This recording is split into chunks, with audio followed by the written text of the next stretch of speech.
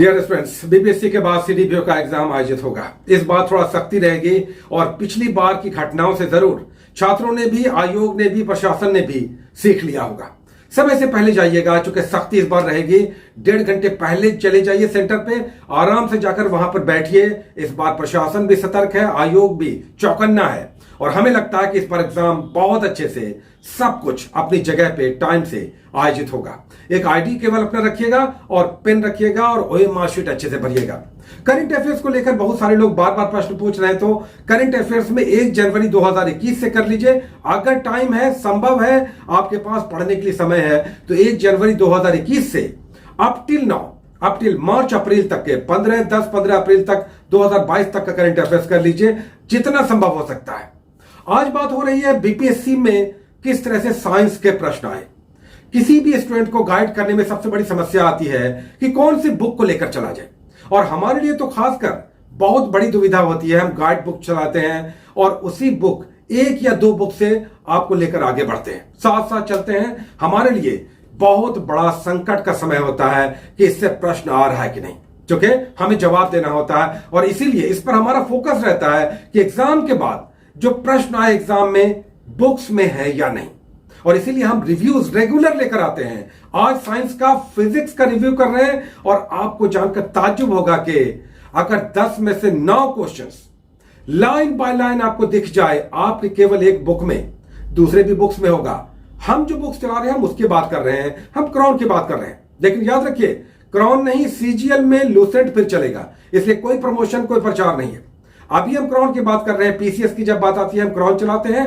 Subordinate exams की बात आती है, जैसे बीएसएससी जो एग्जाम लेता है या पुलिस सर्विसेज, उसमें हम लूसेंट चलाते हैं और कभी कभी एसपीडी भी चलाते हैं रेलवे वाले एग्जाम में। एनीवे, आज हम लोग क्राउन की बात कर रहे हैं और क्राउन के ही एक केवल गाइड बुक में फिजिक्स के सारे प्रश्न हैं, एक प्रश्न छोड़कर। आइए सभी 10 प्रश्न को देख रहे हैं और आपको लाइन बाय लाइन पता यह भी चलेगा कि कैसे पढ़ना था। कई बार हम पढ़ के निकल जाते हैं, पता नहीं चलता है कि पढ़ना कैसे था, है ना। तो आज प्रश्नों को देख लीजिए और वहां लाइंस को देख लीजिए जो बुक्स में काले अक्षर के रूप में है। इसे दरअसल पढ़ना कैसे था या कितना रिवाइज करना था, यह बहुत मायने रखता है और आने वाले एग्जाम्स में भी यह बहुत वैल्यूएबल होगा।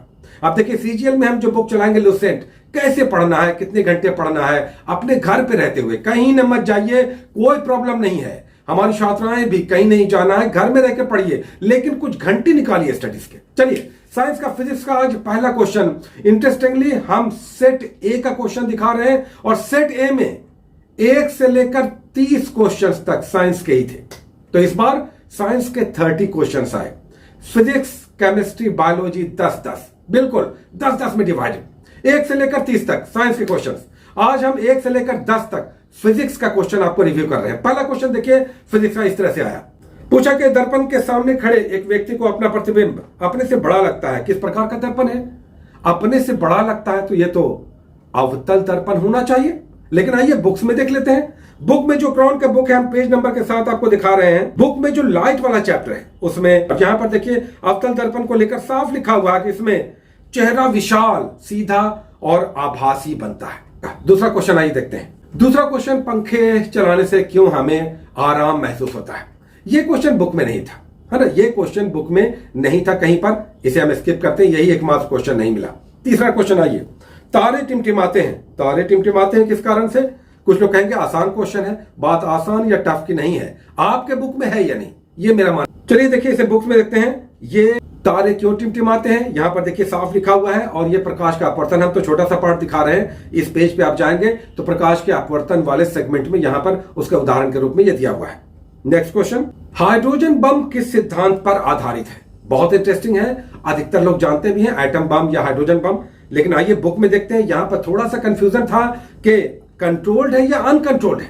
ये यहां पर एक तरह का टफ बनाने का प्रश्न को प्रयास किया गया। ये बुक में नाभिकीय ऊर्जा, न्यूक्लियर एनर्जी के चैप्टर में लास्ट में जो है उसमें देखिए हाइड्रोजन बम, एटम बम का डिटेल में बताया हुआ है। यहां पर हाइड्रोजन बम में साफ लिखा हुआ है कि हाइड्रोजन नाभिकों की अनियंत्रित यानी विस्फोटक संलयन अभिक्रिया के कारण होता है, यानी फ्यूजन रिएक्शन के कारण होता है, जो सूर्य की ऊर्जा का भी आधार है।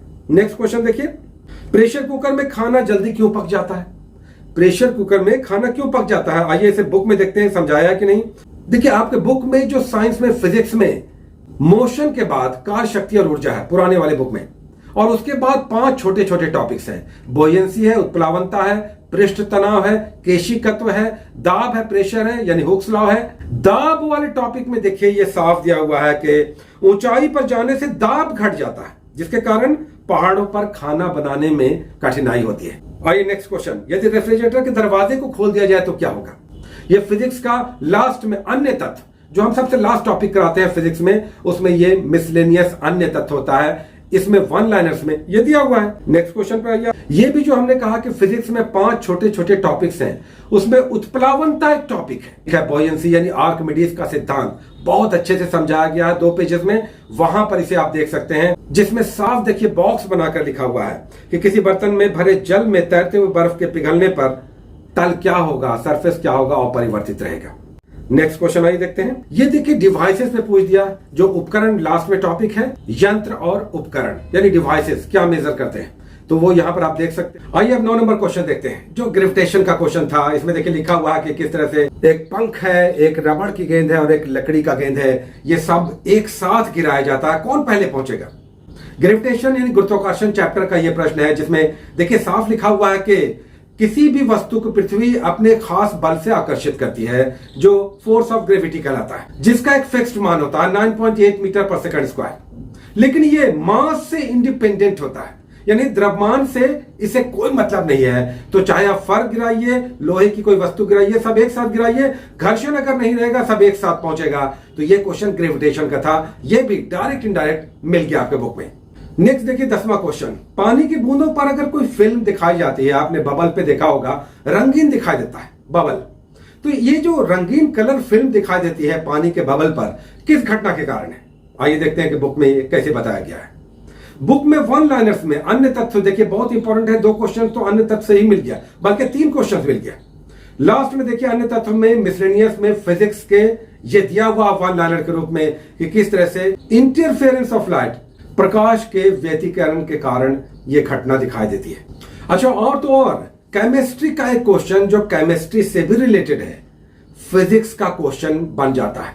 केमिस्ट्री का वो क्वेश्चन जो फिजिक्स का भी क्वेश्चन है, एक क्वेश्चन वो भी देखते हैं, ये ट्रिपल पॉइंट से संबंधित है। देखिए प्रश्न लिख रहा है कि वह बिंदु, वह पॉइंट जिस पर ठोस, द्रव और गैस तीनों अवस्थाएं एक साथ रह सकती हैं।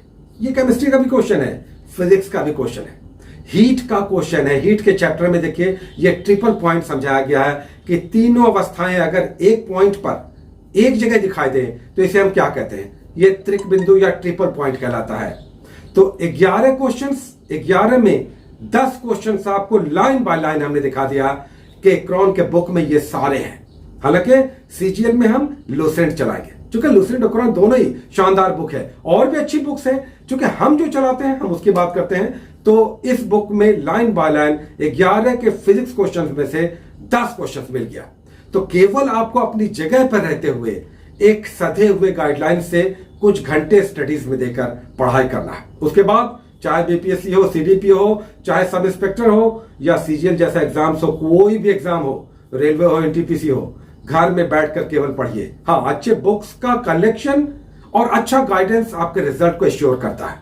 क्योंकि केवल पढ़ना नहीं, बल्कि ये ऐसे से पढ़ लो, ये क्यों इंपॉर्टेंट है, ये यहां पर दिखाई देता है। आप कई बार पढ़ते हैं, लगता नहीं कि ये इंपॉर्टेंट है, हम समझे नहीं।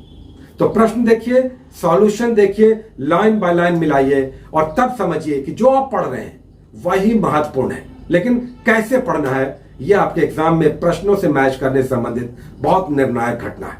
इसी को समझते हुए बार बार पढ़ना, एक अच्छी बुक लीजिए, बार बार पढ़िए, और एक अच्छा गाइडेंस तो आपको दौड़ा सकता है। Take care.